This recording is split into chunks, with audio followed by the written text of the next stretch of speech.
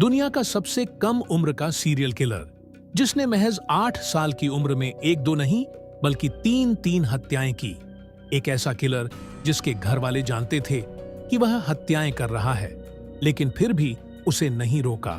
Serial killer जो कि मारने से नहीं बल्कि बिस्किट खिलाने से सारे राज उगलता था। 3 हत्याएं करने के बावजूद आज वह आजाद घूम रहा है, एक नए नाम और एक नई पहचान के साथ जिंदगी जी रहा है। शायद आपके आसपास कहीं रहता हो। आज हम आपको इसी किलर की कहानी सुनाएंगे। दोस्तों, बिहार में एक जगह है बेगूसराय, और बेगूसराय जिले में एक गांव पड़ता है जिसका नाम है मुसहरी बात। 2006 की है। मुसहरी गांव में एक परिवार रहता था। इस परिवार का मुखिया मजदूरी करके अपने परिवार का पेट पालता था। इस परिवार में उनकी पत्नी, उनका एक 7 साल का लड़का और एक 8 महीने की बेटी रहती थी।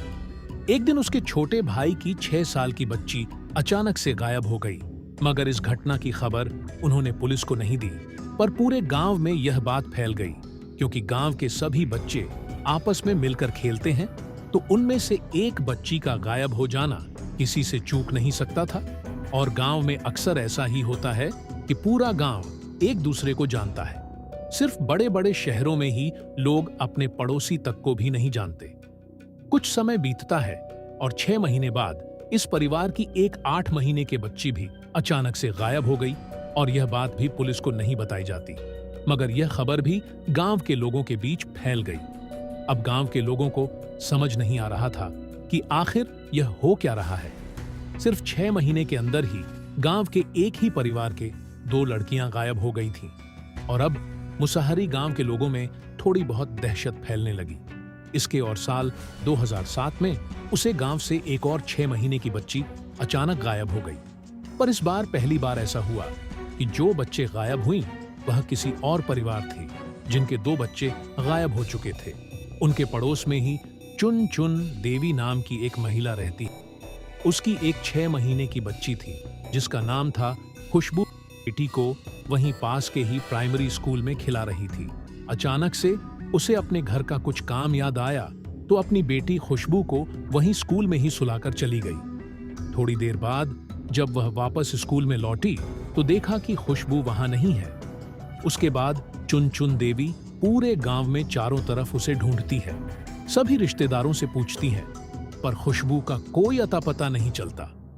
अंत में थक हार कर वह भगवानपुर पुलिस स्टेशन पहुंचती है, जिसके अंदर ही मुसहरी गांव भी आता था, और वहां जाकर खुशबू की गुमशुदगी की रिपोर्ट लिखवा देती है।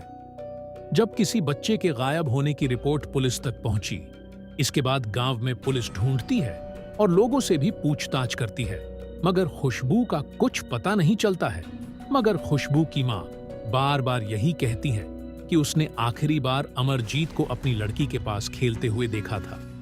पुलिस को यह बहुत अजीब लगता है कि आखिर एक 8 साल के बच्चों को कैसे कुछ पता होगा। मगर फिर भी पुलिस सोचती है कि चलो क्या पता, इस बच्चे के जरिए कोई सुराग मिल जाए। तो एक पुलिस वाला अमरजीत सदा से पूछता है कि बेटा, तुम्हें पता है कि खुशबू कहाँ है? पुलिस वाले का यह सवाल सुनकर वह हंसने लगा। पुलिस ने दोबारा पूछा तो फिर हंसते हुए बोला कि हाँ, मुझे पता है। अब पुलिस ने पूछा कि अच्छा, यह बताओ कि खुशबू कहाँ है?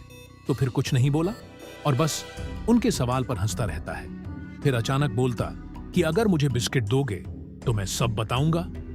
अमरजीत की यह बात सुनकर पुलिस वाले ने उसके लिए बाहर से एक बिस्कुट का पैकेट मंगाया और उसे दिया बिस्किट और खाने लगा।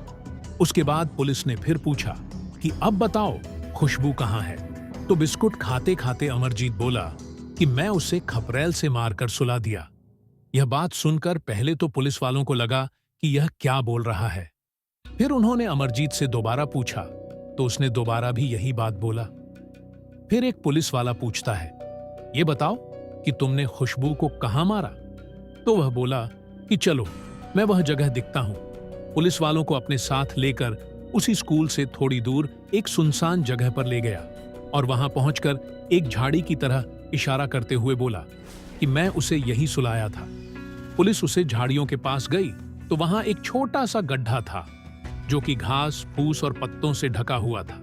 और जब पुलिस ने वह घास पत्ते हटाई तो उसमें से खुशबू की लाश निकलती है, एक ऐसा बच्चा जो बोलता कम है और हंसता ज्यादा है, और जिसे सिर्फ इसलिए पूछताछ की गई ताकि कोई सुराग मिल सके, मगर अंत में वह बच्चा ही हत्यारा निकलेगा।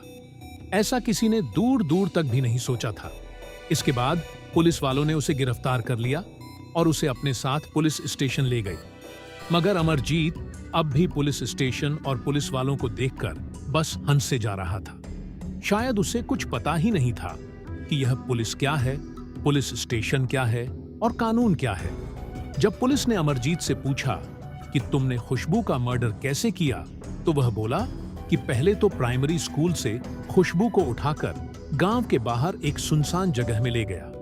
फिर वहां ले जाकर उसने पहले तो खुशबू का गला दबाया और बाद में वहीं खेत में से एक पत्थर उठाकर उसके सर पर मारा। जब वह मर गई, उसके बाद वह खुशबू को वहीं एक छोटे गड्ढे में छुपाकर वहां से भाग गया। बाद पुलिस को 2 बच्चे भी याद आए जो खुशबू से पहले उसे गांव से गायब हो चुके थे और जो अमरजीत के परिवार की ही थे। बच्चों के गायब होने में भी इसी का हाथ तो नहीं है। इसलिए पुलिस ने अमरजीत से पूछा कि अच्छा, ये बताओ कि तुमने और किसी और को ऐसे खपरेल से मारकर सुलाया है? फिर पुलिस वाले ने बिस्किट का एक और पैकेट और बिस्किट दोगे और उसे दिया। उसके बाद अमरजीत ने 2 और नाम लिए जिनका उसने कत्ल किया था, एक अपनी बहन का और दूसरी अपनी चचेरी बहन का। यह सुनकर पुलिस वालों के पैरों तले जमीन खिसक गई, क्योंकि उनके सामने सिर्फ 8 साल का एक सीरियल किलर बैठा था जो एक के बाद एक 3 कत्ल कर चुका था, जिनमें से 2 कत्ल उसने अपने ही परिवार के लोगों का किया था। अमरजीत के चाचा और उसके माँ बाप को पुलिस स्टेशन बुलाया जाता है और उनसे इस बारे में पूछताछ शुरू की, तो उन्होंने पूरी कहानी सुनाई और कहा कि हाँ, अमरजीत ने आज से तकरीबन 9 महीने पहले 2006 में पहला कत्ल अपने चाचा की 6 साल की लड़की का किया था और उसे भी ठीक खुशबू के जैसे ही गला घोंटकर और पत्थर मारकर मार डाला था। और तब अमरजीत की उम्र सिर्फ 7 साल थी। मगर उन्हें पता चल गया था कि हत्या अमरजीत ने किया है, क्योंकि जब उन्होंने अमरजीत से पूछा तो उसने बिना छुपाए सब कुछ बता दिया था। फिर उसके अमरजीत ने अपनी खुद की ही 8 महीने की बहन का भी कत्ल कर दिया और यह मर्डर भी उसने ठीक वैसे ही किया और बाद में कबूल भी कर लिया था। अपने उनसे पूछा कि अगर आपको पता था कि यह दोनों मर्डर अमरजीत नहीं किए हैं, तो आपने इसकी खबर पुलिस में क्यों नहीं बताया? तो अमरजीत के माँ बाप ने बताया कि जब उसने अपने चाचा की लड़की का मर्डर किया तो हमें लगा कि शायद उसने अनजाने में ही आपसे लड़ाई में उसका मर्डर कर दिया होगा, इसलिए हमने अमरजीत को समझाकर छोड़ दिया। मगर जब उसने अपनी बहन को मर्डर किया तो इसके बाद उन्होंने अमरजीत की खूब पिटाई की, तो वह बोला कि आज के बाद वह ऐसा कभी नहीं करेगा, इसलिए हमने उसे एक बार और माफ कर दिया। और क्योंकि मरने वाला और करने वाले हमारे ही परिवार के सदस्य थे, इसलिए हमने इसे एक पारिवारिक मामला मानते हुए पुलिस में इसकी कोई FIR नहीं की। पुलिस और चाचा के बयान दर्ज कर लिए। मगर अब भी उनके मन में एक और सवाल था कि आखिर क्यों अमरजीत ने 3 बच्चियों का कत्ल किया, क्योंकि हर एक मर्डर के पीछे कोई ना कोई मोटिव जरूर होता है।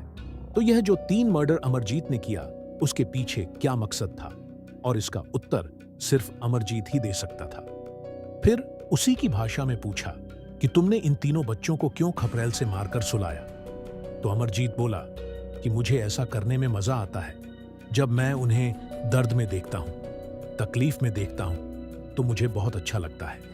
सुनकर पुलिस को लग गया कि यह कोई नॉर्मल बच्चा नहीं है और उसकी दिमागी हालत भी ठीक नहीं है। उसके बाद डॉक्टर के पास भेजा गया। उन्होंने अमरजीत के दिमाग की जांच पड़ताल की और काफी स्टडी करने के बाद अपनी रिपोर्ट में उन्होंने यह बताया कि अमरजीत कंडक्ट डिसऑर्डर नाम की एक दिमागी बीमारी से पीड़ित है, जिसकी वजह से उसे किसी को तकलीफ में देखने, दर्द में देखने में बहुत खुशी होती है। इस सब के बाद अमरजीत को अदालत में पेश किया गया और क्योंकि वह एक नाबालिग था और उसे जेल में हार्डकोर क्रिमिनल के साथ नहीं रखा जा सकता था, इसलिए उसे बाल सुधार गृह में भेज दिया गया। मगर भारतीय कानून के हिसाब से अमरजीत को बाल सुधार गृह में भी 3 साल से ज्यादा नहीं रखा जा सकता था और 3 साल बाद आखिर उसे यहां से भी आजाद कर दिया जाता। मगर बाद में उसकी दिमागी हालत को देखते हुए यह फैसला किया गया कि जब तक उसकी उम्र 18 साल की नहीं हो जाती, तब तक उसे वहीं डॉक्टरों की निगरानी में रखा जाएगा। उसके बाद अमरजीत को बिहार के मुंगेर जिले के बाल सुधार गृह में भेज दिया गया और क्योंकि वह नाबालिग था, इसलिए उसके बाद की जानकारी को पब्लिक नहीं किया गया। मगर अमरजीत का जो जन्म हुआ था वह साल था 98, तो इस हिसाब से 2016 में उसे वहां से भी आजाद कर दिया गया होगा। आज अमरजीत एक नए नाम के साथ, नई पहचान के साथ नई जिंदगी जी रहा। कहां है कि हालत में है, इसके बारे में किसी को कोई जानकारी नहीं है। मगर इस घटना ने अमरजीत सदा का नाम न सिर्फ देश बल्कि पूरी दुनिया के सबसे छोटे, सबसे यंगेस्ट, सबसे कम उम्र के सीरियल किलर में दर्ज कर दिया। और आज भी दुनिया के सबसे छोटी सीरियल किलर का रिकॉर्ड अमरजीत सदा के नाम पर ही दर्ज है, जिसकी उम्र सिर्फ 7-8 साल थी जब उसने एक के बाद एक 3 कत्ल किया। मुझे उम्मीद है कि आप सभी को यह कहानी पसंद आई होगी। अगर आपको लाइक करें और कमेंट करके बताएं कि आपको कहानी कैसी लगी, और इसे ज्यादा से ज्यादा शेयर करें और चैनल को सब्सक्राइब करके बेल आइकन को जरूर दबाएं ताकि आप मेरी कोई भी कहानी मिस ना करें।